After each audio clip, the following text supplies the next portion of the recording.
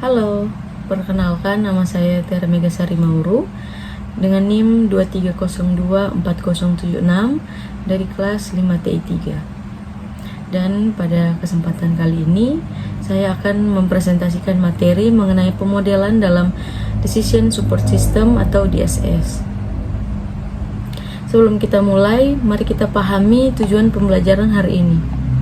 Setelah mengikuti presentasi ini, Anda diharapkan dapat memahami konsep dan peranan model dalam DSS, menjelaskan berbagai jenis model yang digunakan, memahami proses pemodelan, membedakan analisis statis dan dinamis, serta memahami teknik-teknik seperti linear programming, simulasi, dan metode heuristik dalam konteks DSS. Next, mari kita mulai dengan pertanyaan mendasar. Apa itu model dalam DSS?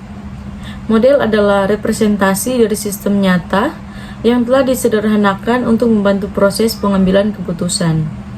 Model dalam DSS memiliki 4 fungsi utama. Pertama, menyederhanakan kompleksitas sistem nyata sehingga lebih mudah dipahami. Kedua, membantu analisis dan evaluasi berbagai alternatif keputusan. Ketiga, memungkinkan kita melakukan eksperimen tanpa risiko pada sistem nyata seperti pilot project virtual. Dan yang keempat, memberikan dasar untuk prediksi dan perencanaan masa depan. Dalam DSS, kita mengenal 3 jenis model utama. Pertama adalah model statistik, khususnya analisis regresi. Model ini digunakan untuk mencari hubungan antar variabel dan sangat berguna untuk analisis prediktif serta forecasting. Yang menarik, model ini biasanya sudah tersedia sebagai program built-in dalam software DSS. Kedua adalah model finansial yang digunakan untuk pengembangan laporan keuangan dan proyeksi finansial. Model ini bersifat semi terstruktur dan ditulis dalam bahasa khusus DSS seperti IFPS yang sangat membantu untuk perencanaan finansial jangka panjang. Yang ketiga adalah model optimasi yang menggunakan pendekatan linear programming.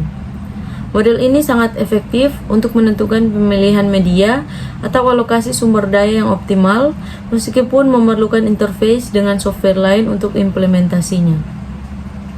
Sekarang, bagaimana sebenarnya proses pemodelan DSS dilakukan? Ada 3 tahap utama yang harus kita lalui. Tahap pertama adalah identifikasi masalah dan analisis lingkungan.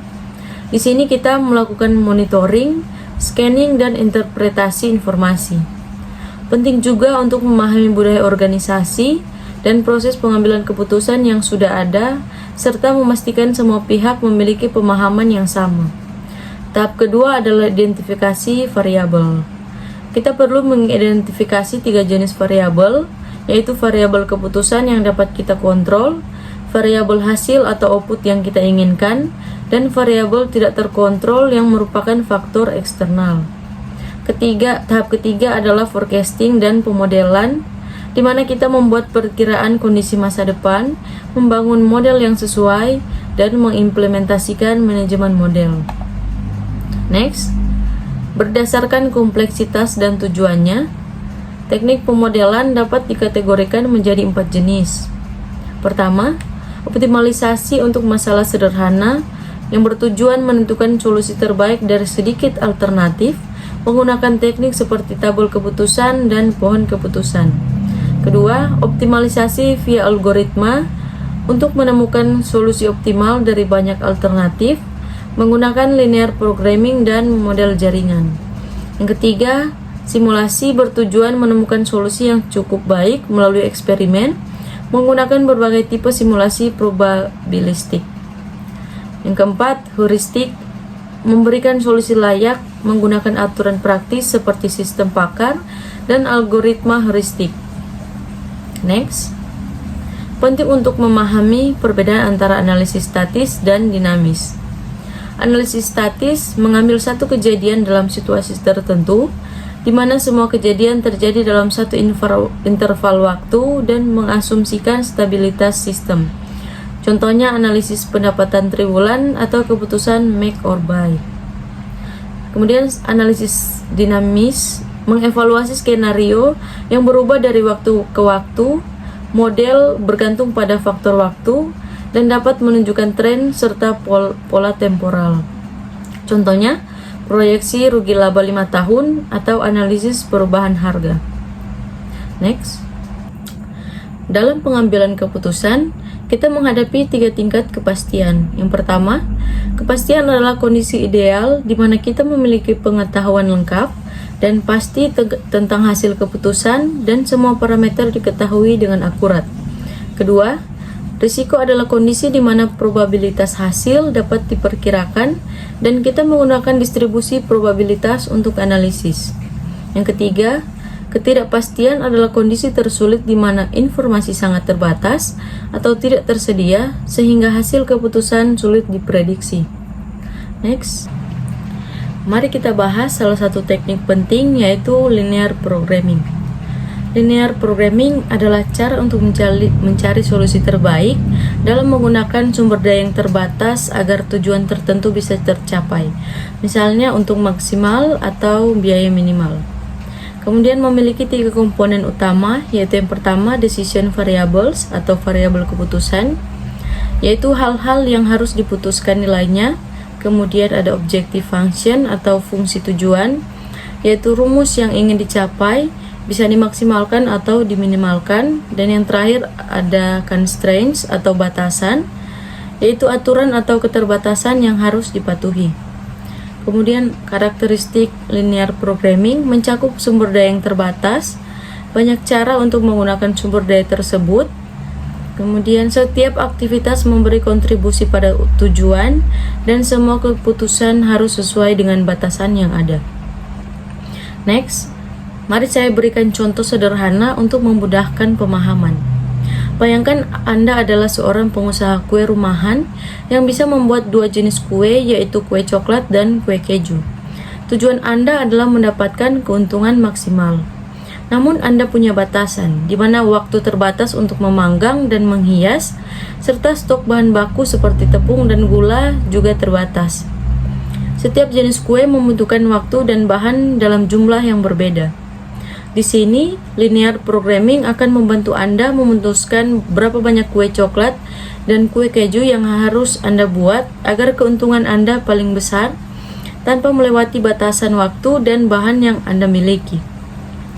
Inilah esensi linear programming, menemukan solusi terbaik dari semua kemungkinan yang ada. Next, teknik kedua yang penting adalah simulasi. Simulasi adalah teknik eksperimen menggunakan komputer pada model sistem manajemen untuk menirukan kenyataan. Karakteristik utama simulasi adalah menirukan kenyataan dengan sedikit penyederhanaan, menggunakan teknik eksperimen dengan testing berbagai nilai variabel, lebih bersifat deskriptif daripada normatif, dan digunakan untuk masalah yang terlalu kompleks untuk optimasi. Keunggulan simulasi mencakup teori yang mudah dipahami dan diterapkan, memungkinkan eksperimen what if yang aman, dapat menangani kompleksitas kehidupan nyata, serta menghemat waktu dan mengurangi resiko. Next, simulasi memiliki beberapa jenis, yaitu yang pertama ada simulasi probabilistik, menggunakan variabel independen yang probabilistik, melibatkan distribusi diskrit atau kontinu, dan menggunakan bilangan acak untuk eksperimen. Yang kedua ada simulasi time dependent versus time independent. Time independent yaitu urutan kejadian tidak penting, sedangkan time dependent yaitu presisi waktu kejadian sangat penting.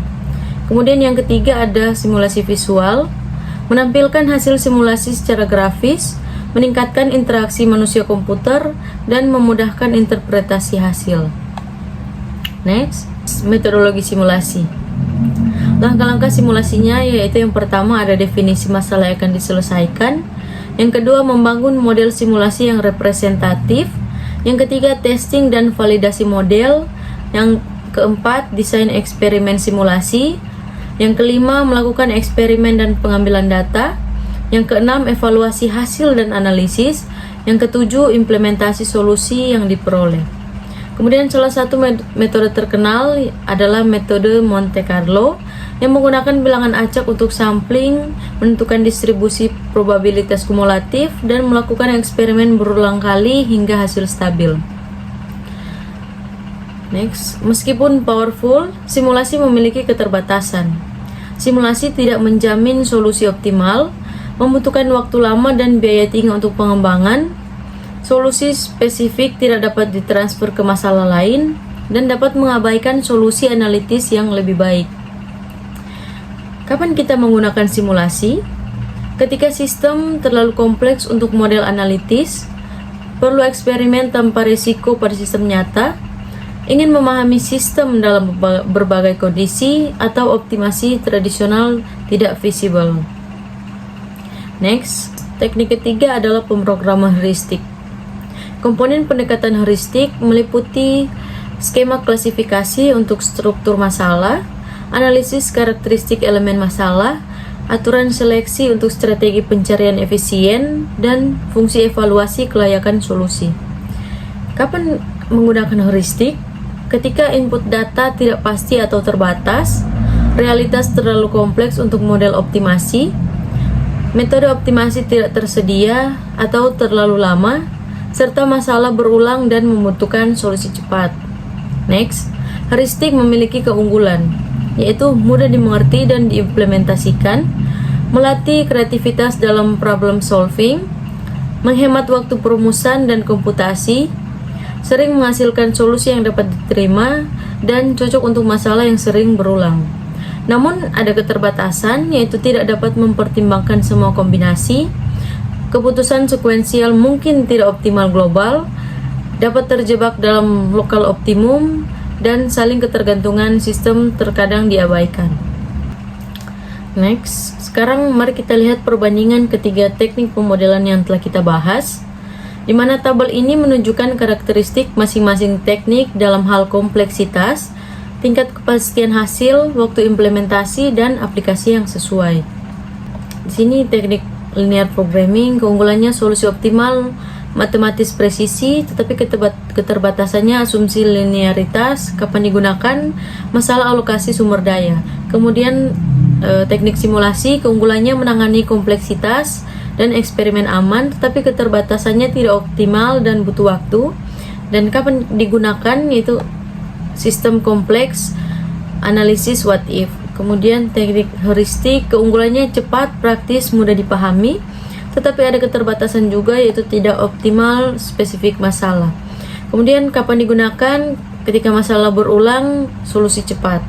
Next, sebagai kesimpulan, pemodelan adalah alat inti dalam Decision Support System atau DSS yang membantu menyederhanakan masalah kompleks di dunia nyata. Dengan menggunakan berbagai jenis model, yaitu statistik, finansial, optimasi, dan teknik, di dalamnya ada linear programming, simulasi, dan heuristik, kita bisa menganalisis situasi, memprediksi hasil, dan menemukan solusi yang paling efektif. Memilih model yang tepat tergantung pada masalah yang dihadapi dan tingkat kepastian informasi yang tersedia. Secara keseluruhan, pemodelan memungkinkan kita membuat keputusan yang lebih cerdas dan strategis, bukan hanya berdasarkan intuisi. Baiklah, sekian presentasi dari saya. Terima kasih atas perhatiannya dan have a nice day.